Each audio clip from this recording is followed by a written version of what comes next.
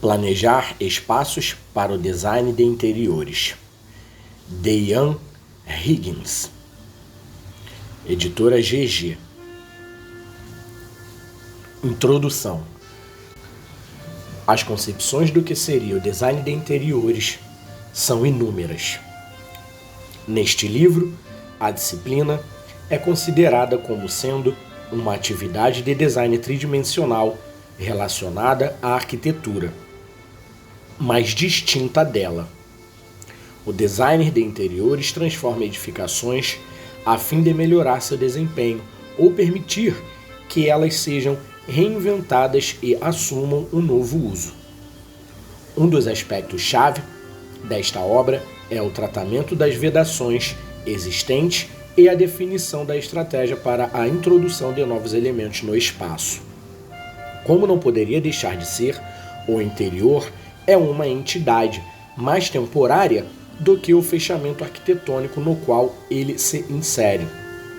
Às vezes, ele é projetado para durar apenas alguns dias. Ocasionalmente, é concebido para durar décadas. Na forma da disciplina que hoje reconhecemos, o design de interiores é relativamente novo. Assim, a teoria e a prática do tema não são tão bem documentados como nas disciplinas relacionadas da arquitetura e do desenho de móveis. Os arquitetos de outrora criavam edificações nas quais os cômodos eram configurados pelas paredes que formavam a estrutura. Isso resultava em prédios que eram, em termos espaciais, acabados pelo arquiteto. Caso obras adicionais fossem necessárias, o decorador do interior podia agregar uma camada de cor, padrão superficial ou textura a paredes, tetos e pisos existentes antes de selecionar e distribuir os móveis e permitir que o espaço funcionasse de acordo com o propósito desejado. O que é o design de interiores? O design de interiores se dedica à criação de interfaces entre as pessoas e as edificações que elas usam. Como resultado, o designer de interiores tem de considerar uma série de questões, que tanto podem se relacionar com a estratégia de projeto, como com os detalhes. A escolha dos materiais nos quais os usuários tocarão, a ergonomia de uma maçaneta de porta, a criação de condições acústicas apropriadas e o estabelecimento de ambientes com iluminação bem pensada são apenas alguns dos aspectos do trabalho de um designer de interiores. Uma questão crucial para o sucesso de qualquer esquema de interior é a organização espacial dos recursos necessários para que o ambiente interno consiga satisfazer suas exigências funcionais. Em termos simples, isso pode ser chamado de planejamento e, no caso de alguns projetos, às vezes envolve a tarefa relativamente objetiva de distribuir postos de trabalho em um ambiente profissional ou arranjar as mesas e cadeiras em um restaurante. Na realidade, contudo, o planejamento é muito mais estratégico do que isso.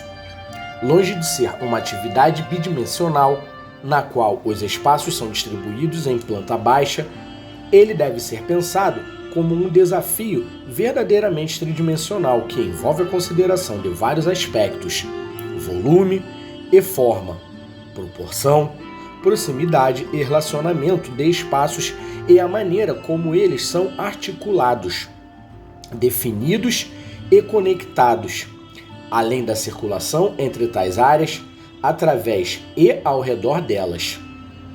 Todos esses elementos têm de ser desenvolvidos ao mesmo tempo que o designer consegue satisfazer as necessidades dos usuários do interior e responder aos condicionantes determinados pelo espaço no qual a solução proposta estará inserida. O interior pode ser considerado como a interface entre a edificação e seus usuários, permitindo que ela funcione para um propósito determinado. O modernismo e a planta livre. Pode-se dizer que a disciplina do design de interiores, do modo como a concebemos hoje em dia, remonta ao desenvolvimento do modernismo na arquitetura e as oportunidades que isso apresentou para que o interior fosse considerado como um elemento que poderia ser configurado separadamente da estrutura arquitetônica. Quando Le Corbusier desenvolveu sua proposta para o protótipo de produção em massa conhecido como Casa Dom Inot, em 1914, ele sugeriu um novo modelo estrutural, como lajes de piso de concreto armado sustentadas por pilares de concreto e recuadas em relação ao perímetro do prédio. Ao divorciar a edificação da estrutura das paredes que a vedam, ele criou uma nova arquitetura em que a pele da edificação podia ficar suspensa na estrutura, como se fosse uma cortina. Essa ideia radical permitiu uma nova avaliação do espaço interno resultante e o desenvolvimento da planta livre. Com a estrutura da edificação baseada em pilares relativamente esbeltos e o problema da vedação climática sendo resolvido pelas lajes de concreto e paredes cortina, Le Corbusier criou um modelo de arquitetura no qual o arquiteto podia estabelecer um volume interno que ficava inacabado. Em termos de criação de espaços específicos que atendem-se às necessidades individuais do usuário final do prédio. A ideia de que o espaço interno de uma edificação poderia ser deixado inacabado pelo construtor permite que a noção de flexibilidade e mudança seja considerada e oferece uma oportunidade para que surjam especialistas que possam reconciliar a pele que define o espaço interno e as necessidades dos usuários das edificações. Liberados de ter de lidar com questões mais genéricas, como a topografia, a engenharia de estruturas e as vedações, uma nova classe de designers de interiores especializados pode focar a tarefa de ocupar o espaço de arquitetura vazio e fazer com que ele funcione para o usuário final. A obra de Ludwig Mies van der Rohe, de meados do século XX, talvez possa ser considerada como um segundo fator importante para que o design de interiores emergisse como uma disciplina independente. Influenciado pelos pensamentos de Le Corbusier, Mies levou as ideias da Bauhaus para os Estados Unidos no final dos anos 1930. Os Estados Unidos da época proporcionaram um bom contexto comercial para que se pusesse em prática as ideias europeias e, ao mesmo tempo, Mies explorou em seus projetos conceituais as maneiras como os espaços internos flexíveis poderiam ser estabelecidos por meio de composições de planos não estruturais horizontais e verticais dentro de superestruturas de arquitetura. Mais uma vez, os elementos do interior se relacionam com as vedações da arquitetura e por elas são protegidas, mantendo-se uma entidade separada. Em 1958, Mies completou seu primeiro edifício de escritórios, o edifício Seagram, na Park Avenue de Nova York. Nesse prédio, ele pôs em prática muitas ideias que havia investigado em seus projetos anteriores.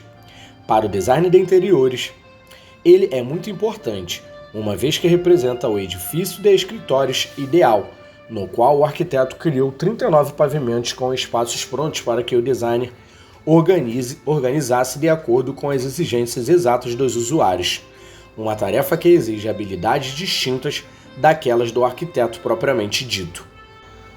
Apresentação deste livro. Os 10 capítulos que seguem têm como objetivo simplificar os complexos problemas do planejamento e da organização dos espaços internos por meio da introdução das questões-chave que devem ser consideradas pelos designers de interiores durante o processo de projeto. Capítulo 1. Pontos de partida. Estabelece como, ao organizar as estratégias para os projetos de interiores, O designer de interiores contemporâneo pode começar com uma variedade de preocupações distintas, como as características do local que serão aproveitadas no projeto, a função do interior proposto ou os etos do cliente. Capítulo 2. O uso dos estudos de precedentes. Enfatiza a importância de aprender com exemplos da boa prática anterior que possam inspirar as futuras propostas de projeto. Capítulo 3. O desenvolvimento de ideias conceituais mostra como as decisões de projeto podem ser determinadas por uma direção conceitual clara e poderosa, que consiga estabelecer a forma do interior e, ao mesmo tempo, uma narrativa que prenda o interesse do usuário. Capítulo 4. Estratégias de planejamento introduz as abordagens ao desenvolvimento do planejamento de espaços internos. Neste capítulo, são identificadas e explicadas as estratégias espaciais, relações espaciais e estratégias de circulação, sempre com o auxílio de estudos de caso apropriados. Capítulo 5. Do Programa de Necessidades, a proposta estabelece métodos de como transformar as necessidades do cliente em uma organização de espaços apropriados que concilie as exigências funcionais do programa com a forma da edificação na qual o interior proposto será acomodada. Capítulo 6. O impacto da edificação existente demonstra como a natureza da edificação pode ser um dos principais fatores na determinação da estratégia adotada para o estabelecimento do novo interior. São descritas, em linhas gerais, estratégias para a análise de edificações, bem como são explicadas abordagens à introdução de novos elementos nos espaços. Capítulo 7. O desenvolvimento de composição espaciais tridimensionais demonstra maneiras pelas quais é possível desenvolver uma enorme variedade de formas tridimensionais a partir de determinado diagrama de planejamento. Também são explicadas estratégias para a criação de maquetes, ilustrando como uma única planta baixa pode levar a multicomposições espaciais contrastantes. Capítulo 8. O projeto com o uso de cortes enfatiza a importância do corte de um interior como aspecto crucial para seu projeto. Este capítulo trata de como a forma vertical de uma edificação existente pode ser analisada, entendida e utilizada bem como das oportunidades para o desenvolvimento da forma em corte do novo interior. Capítulo 9. A representação das organizações espaciais ilustra as maneiras como os designers de interiores empregam uma variedade de métodos para discutir questões espaciais complexas com seus colegas, clientes e membros da equipe de projeto. Também são abordados os tipos de desenho diagramáticos, ortográficos e à mão livre, bem como as maquetes. Capítulo 10. E agora? Discute as etapas seguintes do processo do projeto, uma vez estabelecida sua composição espacial. O capítulo descreve com mais detalhes o processo de desenvolvimento do projeto a fim de satisfazer as necessidades funcionais exatas, levando à etapa de detalhamento do interior e, por fim, a execução da obra.